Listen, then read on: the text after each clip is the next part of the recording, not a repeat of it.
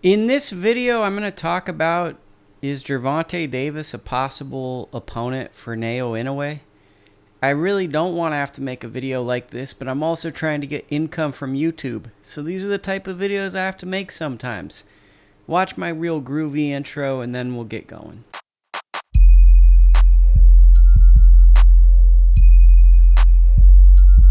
Okay, short answer, no. But let me make this more enjoyable for you. What's going to happen is Naoya Inoue, I've spent a whole couple of days praising his performance. It's a fantastic performance. He beat Fulton. You get the annoying people coming out of the woodwork, victory lapping, whatever. It's boxing. We're all social misfits. It happens. But what happens when you have a really, really big, relevant fighter and they do this and that? Especially when they're at the lower weights and they add a performance, well, you're going to get people calling for the only fighter that they know at or around that weight class. So enter Tank Davis, because Tank Davis has fought anywhere from 130 to 140. And for 80 to 85% of fight fans, I'm starting to believe Gervonta Davis is the only really relevant fighter around those weights that they know. There's some featherweights. Robesi Ramirez is a good one. Venato's had a great story. But if you really look between featherweight and 130 pounds, there isn't that quintessential star. You could say that if Conlon had a one over Venato, maybe he'd fill that void. But really, you have just a lot of really hardworking professionals who are at the top of their sport and have earned their spot. So when you get these type of things, people calling for, say, man, he should fight Gary Russell Jr., or Tank Davis, although those are polar opposites. Gary Russell is coming off a loss to Mark Magsayo, I want to say over a year ago. I don't think he's returned to the ring since, and I'm not sure he ever will.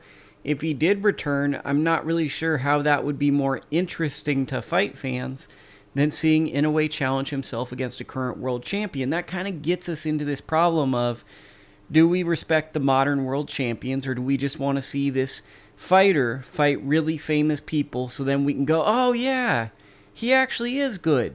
Because the world title is supposed to establish to some people, or at least to me, hey, this guy's really good. He had to win some really, really hard fights to be distinguished as a world champion. I'm starting to also get the feeling that most people don't believe that the belts matter, or that the fighters with the belts are the best fighters in the division, which is disheartening, although maybe sometimes very true. Gervonta Davis is probably, if not is, the biggest name in the sport of boxing currently, outside of Canelo Alvarez and maybe Anthony Joshua. Tyson Fury might want to have something to say about it, but he's really, really one of these rising stars. A really relevant fighter, and I feel like you're going to get him thrown in the mix because, well, Inoue just went viral. So then, a lot of, as we've said, it's the lazy American thing. I personally don't think it's a racial bias thing. I think it's just U.S. fight fans, some British fight fans, they're lazy. They don't want to hop on a computer. They don't want to do that. They'd rather go to Showtime. They'd rather go to ESPN. Look, a lot of these other fighters aren't as relevant. One second.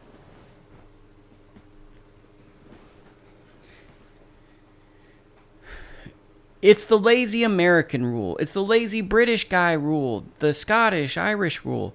Nobody wants to be inconvenienced to watch a fighter. I personally prefer watching the ESPN and Showtime fighters. I'm probably a little biased that way because DAZN's on an app and it's a really big pain in the butt.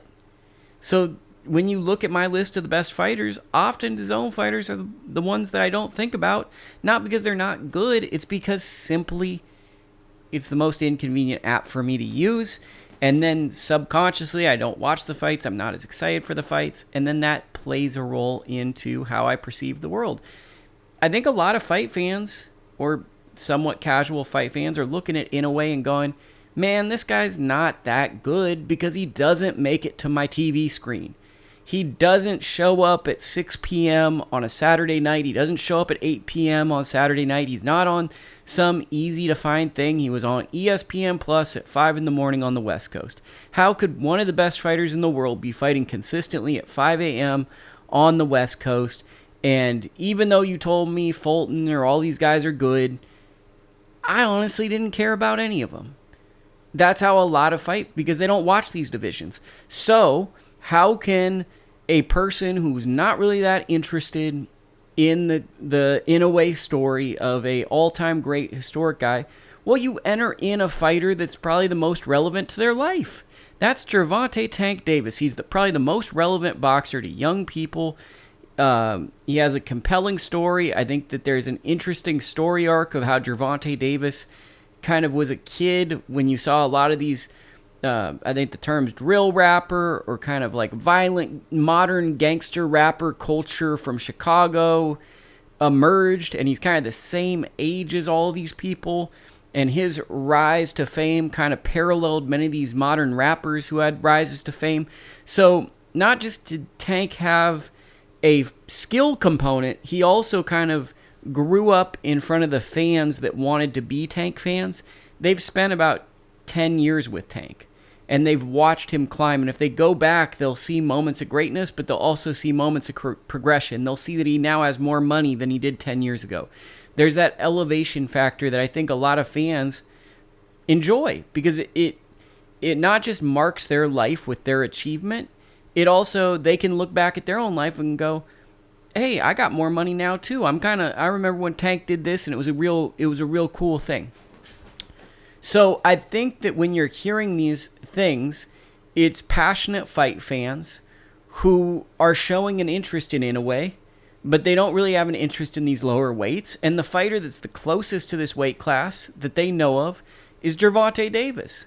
So they're basically saying, hey man, I'd like to see this Inoue guy fight. One of these times they should feed him to Tank, and then, Tank will beat him or however, because you got people. But the preposterous thing is, Tank is probably fighting at 135, 140-ish. I don't think he's going to make 130 again.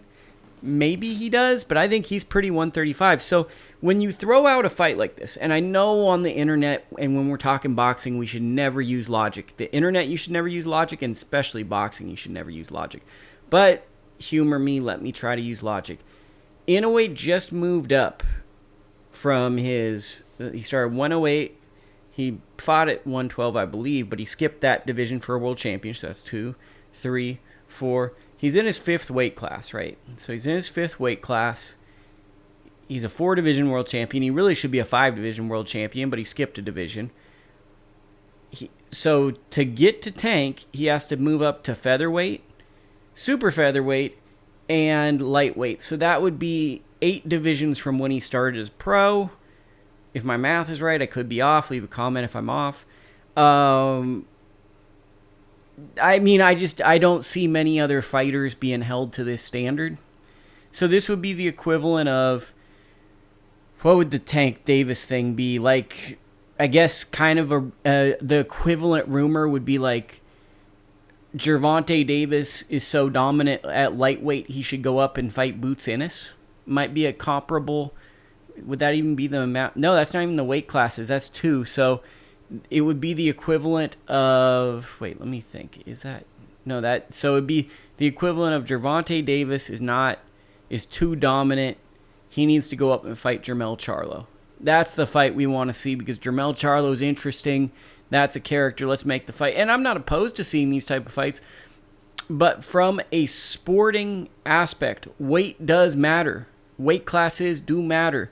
I've known for a long time. I remember sitting and telling a really highly regarded fighter that this was the world that was coming, and I often reflect on it because I was laughed out of the gym at the time, but I said, when the world didn't have superstars in boxing, because we were very much closing in that, and at the end of 2020, it was like 2018, I was like, bro, you got to figure out what weight class you can get the biggest fight at. You got to go up or down. You got to compromise yourself to get the biggest fights. And I remember getting laughed out of the gym, and I now look back, and that fighter hasn't gotten those opportunities. But you look at guys like Mikey Garcia, you look at Jermell Charlo, a lot of these fighters who could sit and wait around, they're taking these big opportunities. The problem is for Tank, I just don't see this fight happening, because the path to get there is going to be a long path. And I don't think Tank wants to be in the sport of boxing for 4 more years, personally. I think that he's kind of going on the legacy run right now. He'll do 3 to 4 more years, but they're going to be really, really big fights. And I think Inoue is going to really try to collect a lot of titles in the process, and I don't think he's rushing to go to these divisions. So, in short, I think that what you're seeing when you hear Will Tank fight Inoue is people expressing interest that Inoue is a good fighter. Tank is a fighter that they're really interested in. They make appointment viewing. They pay for the pay-per-view.